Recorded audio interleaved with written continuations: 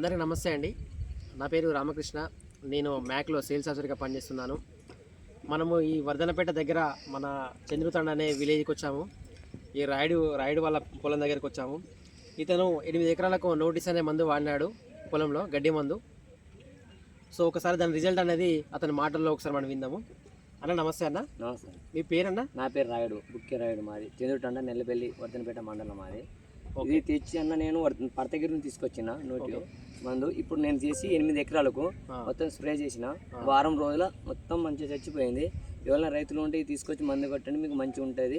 కలుపుకు 15-20 వేలు దాకా అవుతుంది. ఒక ఎకరం 2 ఎకరాలు తీపియాలంటే దీనికి 1400 నేను ఫ్రెష్తో చేసుకోవచ్చు. మొత్తం మాడిపోయింది.